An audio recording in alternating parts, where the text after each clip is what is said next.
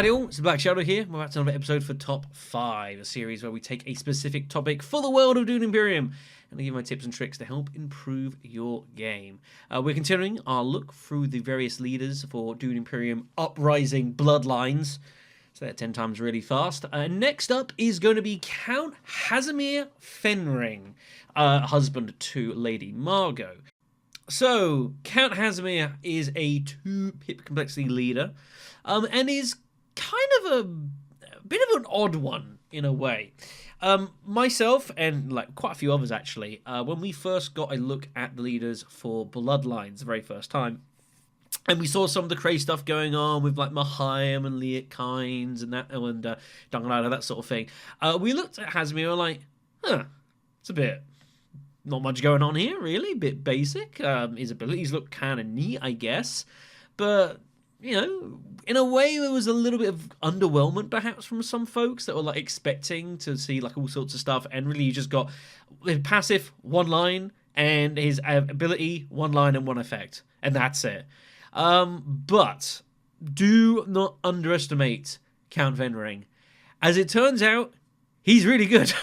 His beauty is in the fact that his simplicity, and the fact that what he does really well, and what it then enables further on down the line is really, really effective. So yeah, definitely when you first kind of get a spin with him, don't underestimate the fact that his card is super basic. There's very little going on. There's a lot of power underneath the hood. As we'll talk about in a bit more detail in a moment, Hasmir tends to go very much down the deck crafting route with all this incentive to go ahead and trash cards of your deck, which means that he's trying to hunt those big power cards, to power through into the mid to late game. It means that he's obviously crafting out a lot of the weaker cards as well, so he's obviously very good Spice Plus Flow buyer, but he can also be a very pesky battle combatant towards the back end of the game as well, if the power cards are very battle orientated, if he's getting the likes of Stilgar, Strike Fleets, those sort of things. He can be really dangerous. Subtle card coordination as well is a nasty card for him.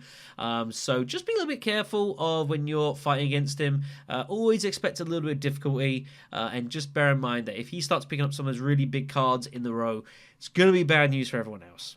So let's have a look at the Count's abilities in more detail for as little as there is.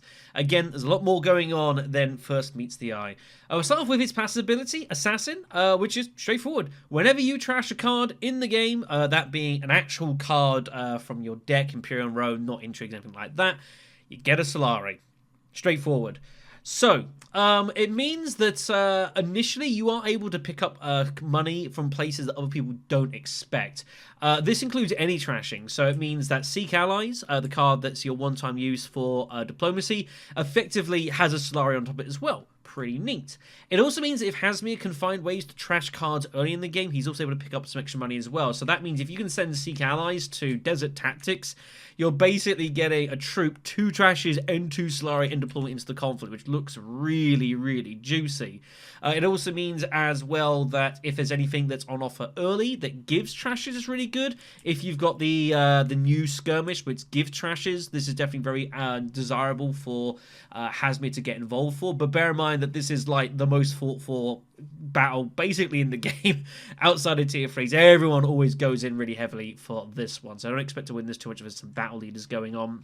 Also as well, if there are intrigues dotted about, there are a few that give trashes for whatever reason, you're getting extra value for that as well, if you can make those hit off. And definitely there are leader cards out there that also give trashes, so the likes of Calculus of Power, there's a couple of these in the deck, those give extra value for it as well. And there's some other bits and pieces dotted around too that involve trashing cards. You've got the new Ruthless Negotiator, giving 2 trashes here, though that can be difficult to get off sometimes, and it's rare that you'll actually go ahead and see it. So the obvious question is going to be, what are we looking to do with this money? And, well, what costs 2 Solari? And there are several of dotted around the game. That's right. Commanders, Sardaukar commanders, are a fairly natural fit for Hasmir, especially if people do go Desert Tactics early on, trash the Seek Allies, trash like a dagger, pick up a couple of coins, and then can look to go ahead, and hit like Deliver Supplies, Dutiful, hitting these council spots, and picking up these Sardaukar commanders within the first round, which is very hard for anyone else to do.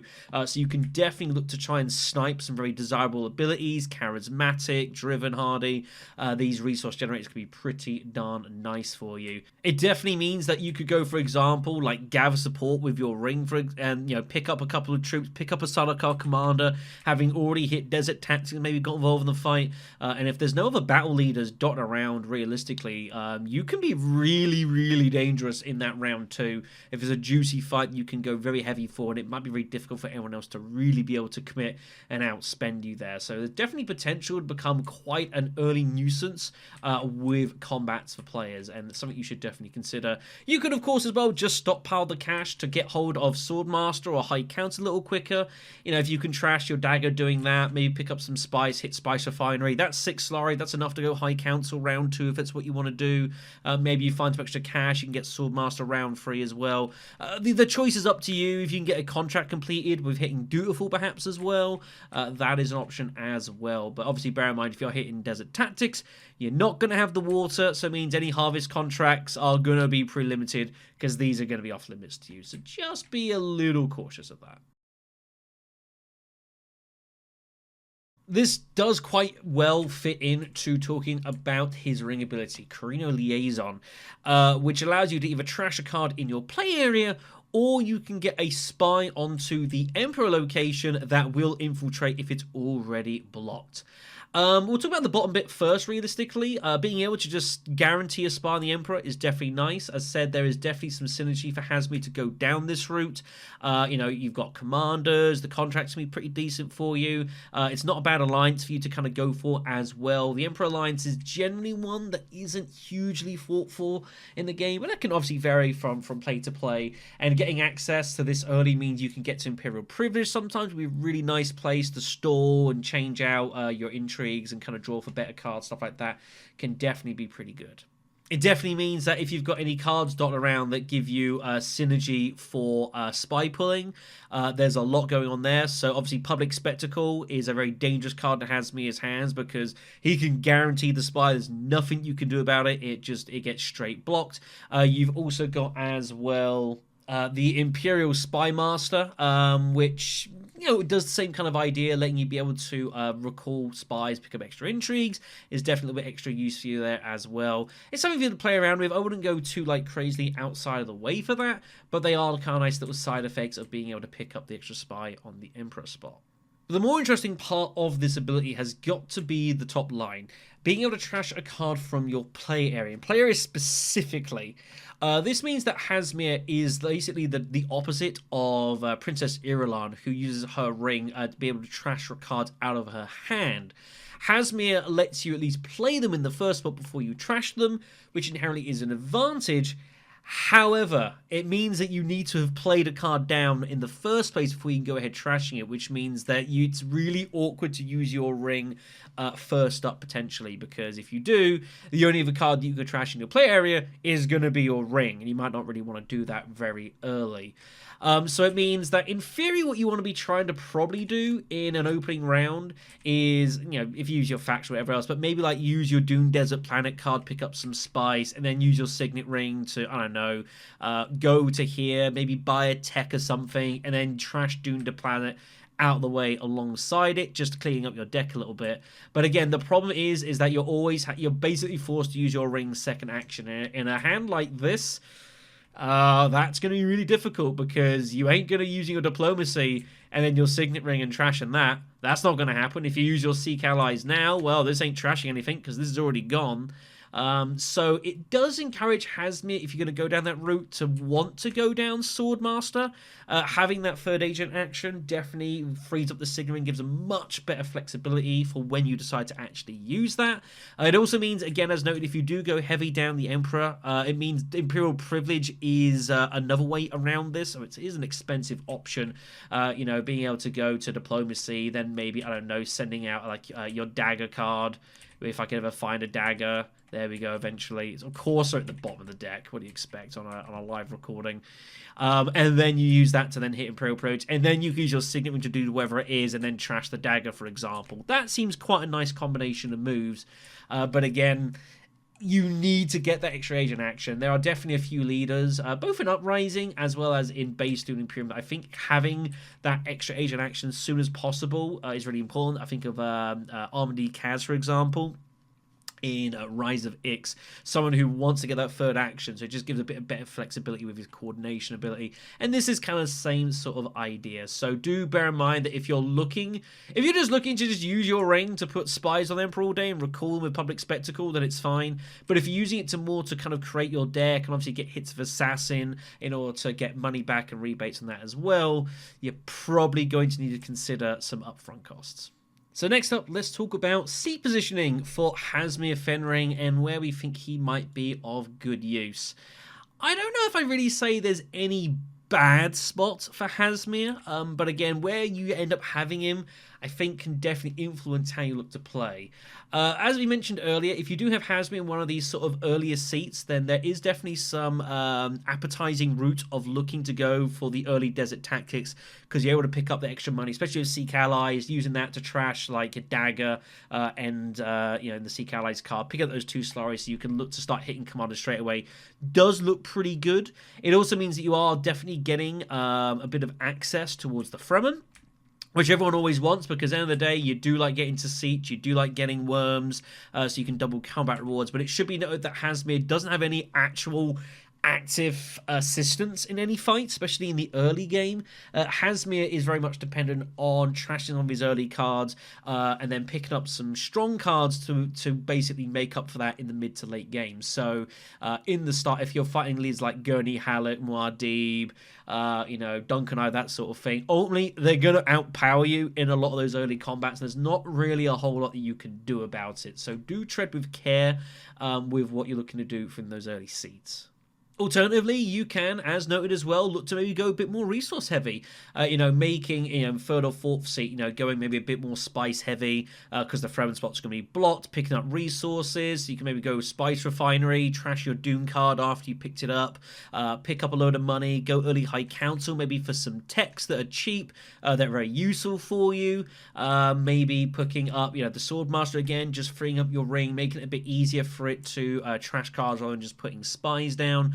These are all things that you can definitely consider, and it means that, again, I think Hasmir is decent anywhere. I would probably say, if anything, maybe first seat's probably the most awkward for him, because hitting desert tactics is awkward straight early. You kind of Fremkit's still a nice spot, but it depends what you want to do realistically. I think first is probably a little awkward for him, but anyone else I think is probably totally fine. So it's time for the 5th part of this, which means it is the wildcard round. And for Hasmir, definitely the first thing I want to focus on is techs for him. There are quite a few techs that I think work really well for Hasmir, though for somewhat different reasons. And so I want to definitely highlight those here. First up, definitely have to make a mention of this without a question. Probably his best potential tech is spy drones. And the reason for that is being able to pick up the Solari, and you get the 2 infiltrating spies. It's pricey, but if you recall a spy during the turn that you activate this, you get to trash a card. Which means that for Hasmir, he can use this when he recalls spy to basically trash a card out of his deck or hand or whatever else and pick up 2 Solari doing it. 1 for the ability and then 1 for the trigger with Assassin. That is a really significant Solari driver. Obviously, the spies are great in order to get access to places that you want to be getting used to anyways. And this helps feed, more Sarkar commanders, feeding, other Solari requirement stuff as well. And definitely is I think probably a pretty high priority pick for Hasmir if you can find a way of getting that. I want to point out as well, Plastil's Blade, definitely really strong, as he's going to be probably going Commander heavy, so being able to pick up 2 Commander skills is really good, and obviously the money you acquire lets you pick up more Commanders, and that obviously can pair with Assassin 2. And then later in the game, you've got Sardaukar High Command here, which obviously does give you the active point, but lets you recruit Commanders for half the price as well, which can have some interesting synergy, definitely towards the back end of the game. The one thing you've got to bear in mind, though, with all of these, if you're going to be looking to go for these, is you do need to figure how you're going to get hold of the spice. Because if you decide that you are going to go down the early desert tactic route, again, you're spending your water, and you might struggle to pick up water elsewhere, unless you're going to be going to gather support and physically paying to get the water back. That way is a potential option. Maybe you find a way back to deliver supplies. It's not impossible, but people probably should be shutting that off from you if you go the early desert tactics, not letting you make that move. So just bear in mind that these are, some of these are pretty expensive, and you're going to need to find a way to get hold of the spice. Couple others I also want to make a note of as well. I think are quite interesting for him. Navigation chamber. This is not what I thought I would actually really point out for Hasmir, but I actually think this is low-key potentially really strong for him. This is the one that gives you 5 spice. It is a pricey outlay. You get a wild bump, but board spaces cost you either a spice or a Solari less. I don't think this is the best tech in the game at all. I do think there are times that this could definitely struggle, but Hasmir has interesting synergy because you're able to pick up Solari on the cheap. You can kind of combine this to get some real decent access. And basically the idea of Navigation Chamber is to use this to hit Imperial Privilege a lot. So if you are kind of not worrying about Swordmaster, if you can pick up that, maybe this gets you your second book, the Emperor, if you haven't already got it. But it's letting you hit Imperial Privilege for 2 Solari, based like the old Mentat route, as well as intrigue cycling, and you almost turn yourself into kind of like a pseudo Count Ilban of old. It's an interesting idea. It's an idea that I've not actually been able to try in practice, but I actually do think at least the principal theory of it looks pretty good. Whether you can actually get enough use of that over the course line, I don't know. But of course, with the board reductions, it means that you can go to Spice Refinery and basically go there for 4 cash. It means you can go gather support and pay a Solari to pick up the extra water.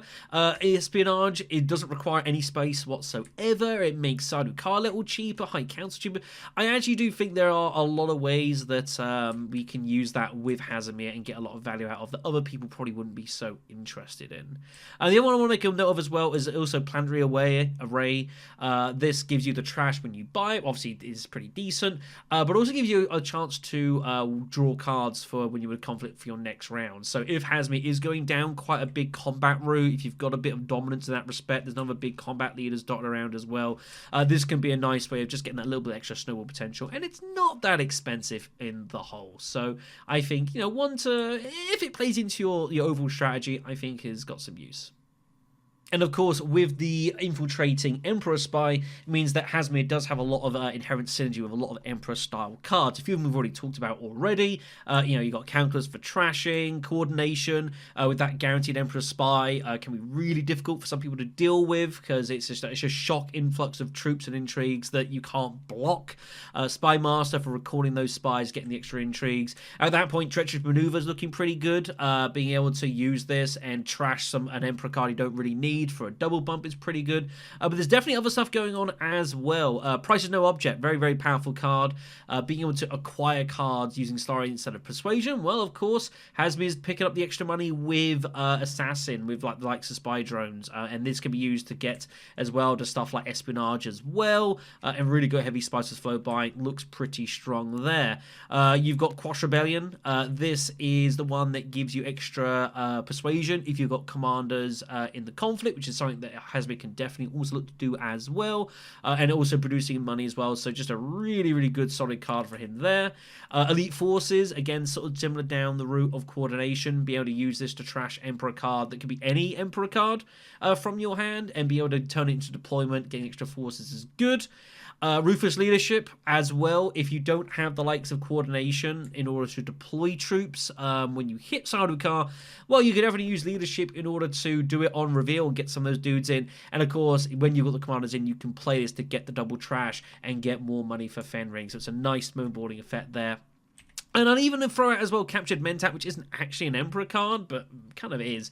But this has always been a really strong card anyways. Being able to have the Hollow Projectile effect from Rise of Ix, discarding a card to draw another card, and get an intrigue as well is always really good. But if you're definitely going down a route of going Imperial Privilege early, this is an insane card.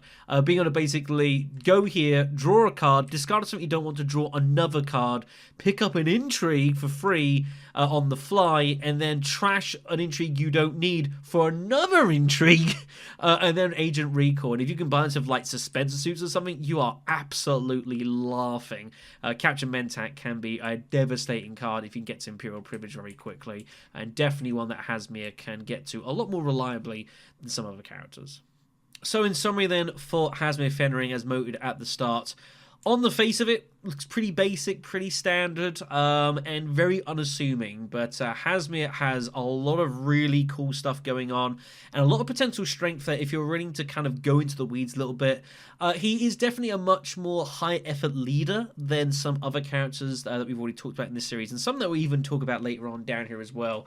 You've definitely be very attentive to what you're doing, and you've got to be pretty decisive with the moves that you do take. You know, you've got to have a bit of an idea of what you're intending to do. But if you can get things to kind of to line up together really well, Hasmir in the mid, especially the late game, can just be an absolute destructive force, either with just insane combat potential or just pretty much guaranteed Spicemas flows and picking up other intrigues and influences along the side as well. It's just about, you know, getting that early game with Hasmir right is incredibly important for him to allow him to accelerate later on, because at the start of the game, like, he's not really going to run away with it. He needs that late game strength and burst of speed to kind of catch up and then overtake other people around outside. So yeah, pretty cool leader, has been pretty strong, very, very popular pick as well. I do think perhaps there's been sometimes elements of people just kind of picking Hasmir because everyone's been picking him, not necessarily knowing exactly why they're picking him, but definitely if you get the chance to give him a spin, hopefully this gives you at least some ideas of things to consider. Again, all of this stuff, none of this is all going to happen in the same game at the same time, but there's going to be elements of things going on, of different routes you can take, and hopefully you'll be able to enact maybe one or even two of these over the course of the game and have a pretty good run of things. But that's going to do it for us in this video. So very much for watching and listening. Of course, if there's any extra ideas for Hasmir that I haven't mentioned, obviously shout them off in the comment section below. Be interesting to see ideas. Again, like a lot of these videos I do is from a bit of personal experience and obviously some brainstorming of general things that I see. But these are more kind of you know, sweeping Lancet leaders. These aren't designed to be heavy, you know, 50-minute long, intense strategies. You know, these are good starting points for people to kind of approach these leaders for the first or second time and get a lot more better success out of them in the long run. And definitely, I wouldn't say I'm an expert in any of these. I've only played Hasmir maybe like 3 times. But definitely I've seen him in use in enough games to get a feel for what tends to make sense for him. So hopefully of some use to you for sure. Anyways, folks, thank you for watching and listening. Take care of yourselves, and we'll see you all for more from Top 5.